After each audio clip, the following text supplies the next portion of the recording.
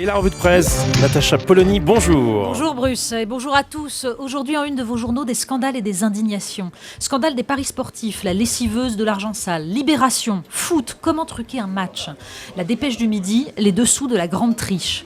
Scandale du business de la PMA, le Parisien, face au racolage des cliniques étrangères, les gynécologues rappelés à l'ordre.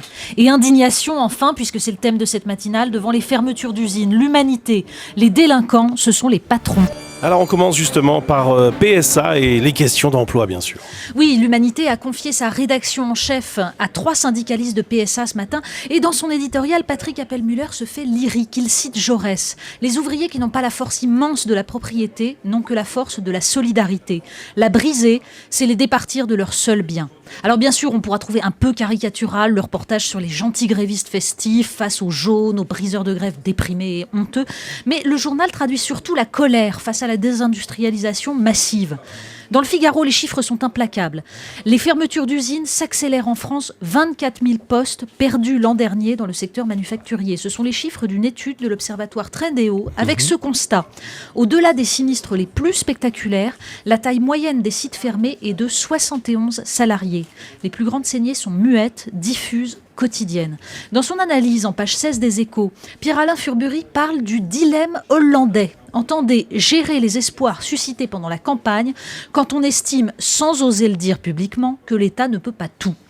La campagne, c'est la campagne. Après, il y a la réalité. Ça, c'est la remarque d'un ministre sous couvert d'anonymat, parce qu'un tel respect du peuple et de sa souveraineté, on ne le claironne pas. Mais, nous dit Furbury, les licenciements, ce n'est pas un drame s'il y a des créations d'emplois à côté. Le problème, c'est qu'il n'y en a pas. Oui, et alors justement, la désindustrialisation serait en partie causée par un euro trop fort. Oui, c'est le corollaire de la crise sociale. Les Échos et le Figaro sont d'une rare virulence ce matin. Dans son éditorial, Gaëtan de Capelle remarque « Dans un commerce mondial totalement ouvert, c'est évidemment un handicap insurmontable. C'est aussi un terrible motif de découragement pour ceux, en France et en Europe du Sud notamment, qui s'efforcent de retrouver de la compétitivité en réduisant les coûts, souvent au prix de lourds sacrifices pour les salariés. » Mais alors, pourquoi la France est-elle la seule à s'en inquiéter ?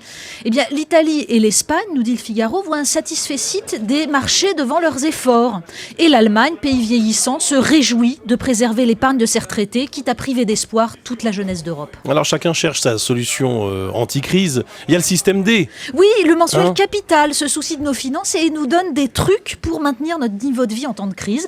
La location de voitures entre particuliers, 30% d'économie. Castorama, qui organise le troc de coups de main, du jardinage en échange d'une réparation de plomberie, 100% d'économie. Et les économistes, nous dit Capital, y voient l'aspiration à un capitalisme distribué, où 90% des revenus générés par ces nouveaux business reviennent aux intéressés, avec au passage un système de marge parfaitement transparent. Ça nous changera de la grande distribution, ou même des banques qui, elles, se portent au mieux. Alors, et dans tout ça, est-ce qu'on peut encore parler des riches ? Mais oui, parce qu'il y a un débat passionnant dans les mensuels ce mois-ci. Alternatives économiques, les riches sont-ils à plaindre ? Causeur, salaud de riches. Alors dans Alternatives économiques, entre autres, un problème crucial. Comment récompenser équitablement la création de richesses avec les théories de Marx, de Gide, de Schumpeter, c'est passionnant. Dans Causeur, une interview de François Langlais, le journaliste économique de France 2, sur le difficile rapport entre liberté et égalité. Et dans Books, un article fondamental consacré aux théories de l'économie keynésien Galbraith, qui sont les pauvres.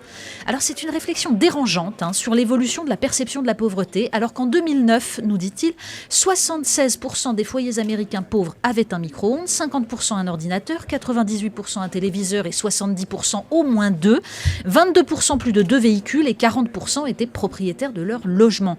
Mais la misère, la vraie, elle existe, nous dit l'article. Des gens sans logis, désocialisés, brisés. En fait, cet article est un portrait de notre société d'abondance et un questionnement sur l'efficacité des politiques publiques. Le clin d'œil du jour. La Tribune.fr reprend une annonce du Financial Times. La société chinoise Foxconn, sous-traitant d'Apple, va élire des délégués syndicaux. Mieux, ce sera à bulletin secret. Rendez-vous compte, c'est énorme, à bulletin secret. Et c'est un espoir pour nous tous. Le seul pays où la classe ouvrière est au pouvoir découvre les vertus des syndicats. Alors, gros avantage, ça va augmenter le coût du travail. Et avec un peu de chance, bientôt, la Banque Centrale Européenne va découvrir qu'une banque centrale sert à piloter la monnaie pour créer de la croissance. Et là, on aura peut-être une chance de voir revenir des emplois. Merci beaucoup, Natacha Polony.